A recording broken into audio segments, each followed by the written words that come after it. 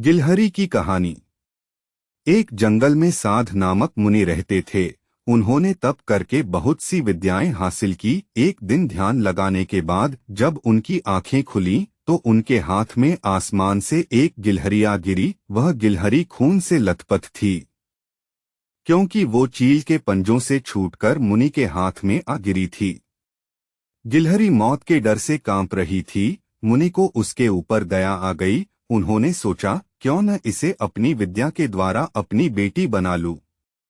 मेरी पत्नी कब से संतान प्राप्ति की चाह रख रही है, लेकिन उसके भाग्य में संतान है ही नहीं। अब यह बात उसे दुखी करने की जगह कुछ साल इस गिलहरी को ही बेटी बनाकर उसे सौंप देता हूँ।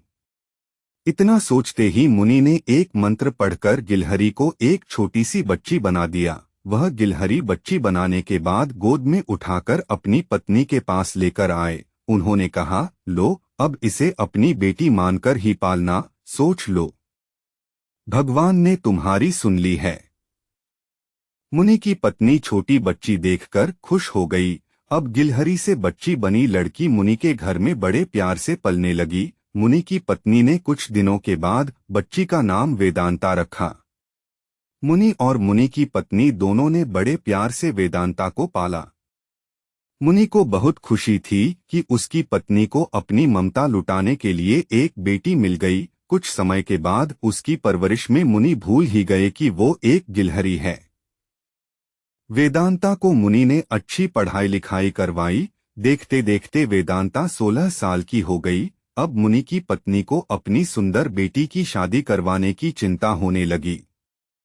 उन्होंने यह बात मुनि से कही। अपनी बेटी की तरफ देखते हुए मुनि को भी लगा कि इसका अब विवाह हो जाना चाहिए। मुनि ने अपनी पत्नी से कहा कि तुम चिंता मत करो, मैं इसके लिए योग्य वर ढूंढ लूंगा। मुनि को लगा कि मेरी बेटी बहुत सुंदर है और उसकी शिक्षा दीक्षा भी अच्छी हुई है, इसलिए उन्होंने अपनी सिद्धि से सूर्य देव को पुकारा। सूर्य देव ने मुनि को प्रणाम करके बुलाने की वजह पूछी। तब मुनि ने कहा, मेरी बेटी विवाह के योग्य हो गई है। मैं चाहता हूं कि आप इसके पति बने। सूर्य देव ने कहा, आप एक बार अपनी पुत्री से पूछ लीजिए, अगर उसे मंजूर है तो मेरी तरफ से भी हाँ है।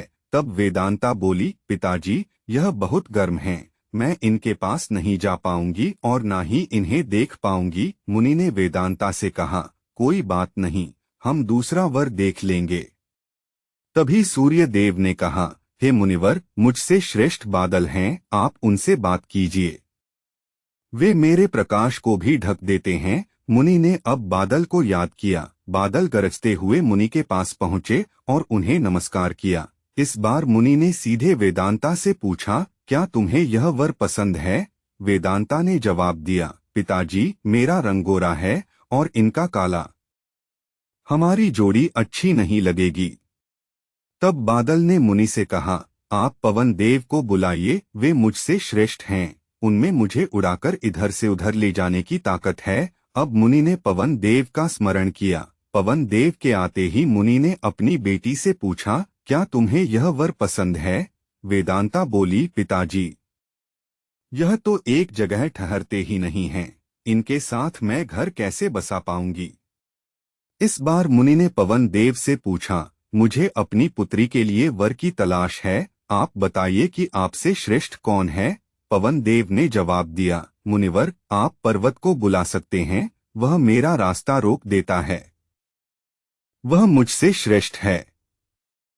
तुरंत मुनि ने पर्वत को पुकारा। पर्वत को देखते ही वेदांता बोली, यह तो पत्थर हैं, इनका दिल भी पत्थर का ही होगा, इनसे विवाह कैसे हो पाएगा पिताजी? मुनि ने सोचा, अहो, मैंने एक गिलहरी को मंत्र विद्या से मानव बना दिया, लेकिन इसका दिल अभी भी गिलहरी जैसा ही है। मुनि ने तुरंत वेदांता को गिलहरी बनाया और उसका विवाह चूहे से करवा दिया। विवाह के बाद दोनों खुशी खुशी रहने लगे। नैतिक शिक्षा, इंसान चाहे बाहर से कितना भी बदल जाए, लेकिन उसका दिल वैसा ही रहता है।